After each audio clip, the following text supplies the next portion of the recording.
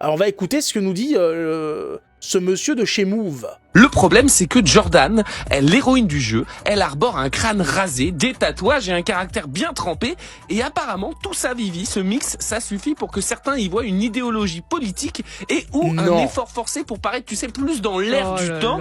Mais est-ce que c'est vraiment nouveau? Spoiler, pas du tout. Par exemple, le personnage de Ripley dans Alien 3, en 1992, tu vois, ça date, Sigourney Weaver se rase la tête pour incarner une...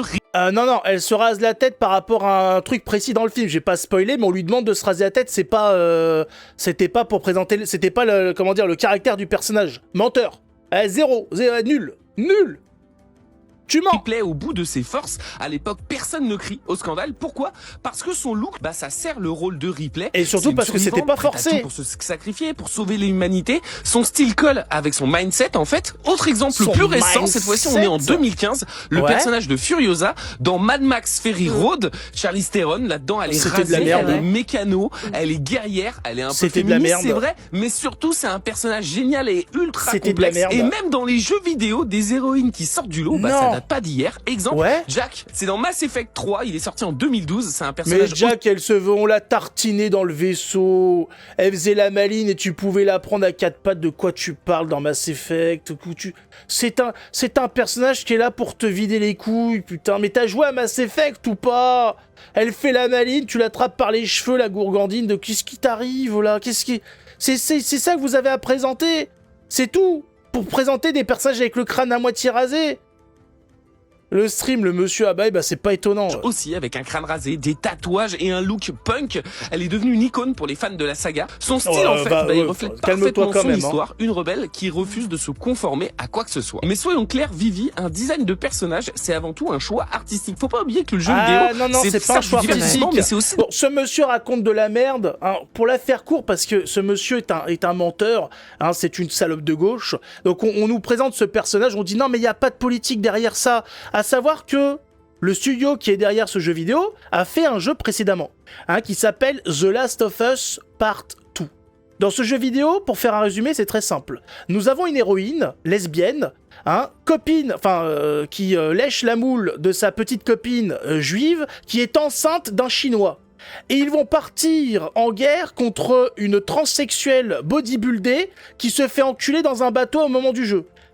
Mais le studio il n'y a pas de politique, il n'y a pas d'idée derrière la tête, tout va bien. Ce studio est tout à fait sain, il n'y a pas de souci, tout va bien dans la tête de tout le monde. Non, c'est bien, ça va. C'est neutre, on est sur de la neutralité totale. Non, mais pourquoi pas, il n'y a pas de souci, ça va le faire, tranquille. Hein, mais il y a pas, non, ces gens-là n'ont pas d'idée, hein, tu m'as devancé, Gab. Non, mais voilà, faut expliquer les choses, hein, il faut, pour comprendre un petit peu ce qu'on voit actuellement, il faut dire ce qu'a fait le studio juste avant. Hein, on va pas parler de son producteur, hein, monsieur... comment il s'appelle? C'est pas Glucksmann? C'est quoi, c'est pas Glucksmann. C'est... Greg... Je sais plus comment il s'appelle, putain. Bon, il y a un man dedans, hein, voilà. Je sais plus comment il s'appelle, ce connard. Cohen. Non, il y a man dedans. Charlemagne, Glanman, non, je sais plus comment il s'appelle, bon, enfin, c'est, voilà, de la merde, de la merde, et à savoir qu'effectivement, j'ai pas mentionné, mais dans le jeu, le précédent, le seul type normal, le blanc, au sein, qui avait eu une famille, tout ça, il est tué. Neil Druckmann, c'est Druckmann, merci Thomasy, Druckmann, voilà, il y a Glucksmann et il y a Druckmann, c'est ça, AB Productions, non, ça c'est Naughty Dog, mais voilà, c'est de la merde, mais c'est en train de changer aussi, le wokisme est en train de perdre du terrain. Eh oui, ça a commencé avec BioWare, ceux qui avaient fait le jeu récemment de Dragon Age, un jeu woke à mort, dans un univers médiéval fantaisiste. On avait des personnages, des orques qui se remettaient en question. Oui, alors je suis pas une orque, je m'identifie, je suis non-binaire. Qu'est-ce que tu racontes ? t'as des putains de cornes sur la gueule et tu ressembles à rien, t'es un orc, tu la fermes. Non, donc il y avait des discussions comme ça pendant le jeu, pendant 10 minutes sur l'expression de genre des personnages, sauf que le jeu a fait un bide monumental, les gens ne sont pas prêts à bouffer du wokisme comme ça dans les dents pendant des heures, payer 60 balles un putain de jeu pour se faire chier dessus, et donc il y a un retour à la normale qui est demandé par les supérieurs et bien sûr les développeurs à cheveux bleus, les grosses qu'on voit là devant les ordinateurs, qui veulent leur putain de merde partout, elles sont pas contentes. Je traduis, c'est des gens qui ont traduit.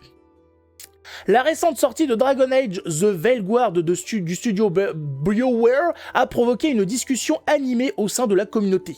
Malgré les critiques positives des journalistes spécialisés, les salopes, toujours les mêmes, les journalistes, ils ont tous adoré.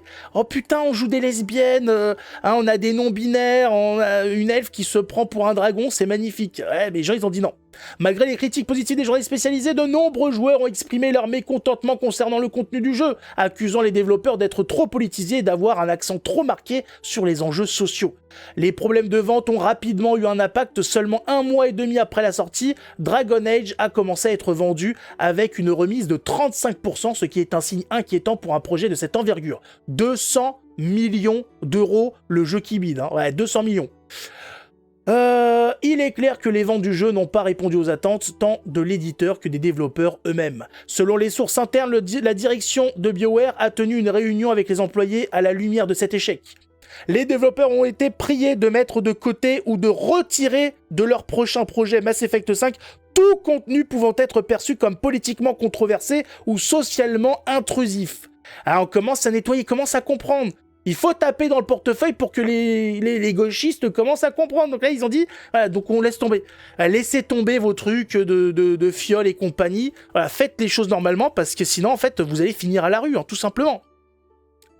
Au cours de la conversation, la direction a insisté sur le fait que tout élément de cette nature devait être signalé pour être corrigé ou entièrement retravaillé. On commence à avoir du nettoyage, malheureusement, ça ne va pas atteindre The Witcher 4, qui est déjà en train de se faire wokiser la gueule avec l'autre connasse de Ciri. Malheureusement, ça atteint BioWare, mais l'autre gourdasse de Ciri qui devait servir de sac à foutre à notre sorceleur fait sur mesure, malheureusement sera le personnage principal. Autant vous dire que j'en ai strictement rien à foutre d'avoir un personnage qui aura comme combat principal de gérer ses émotions et ses putains de règles une fois par mois. Je joue pas aux jeux vidéo pour ça.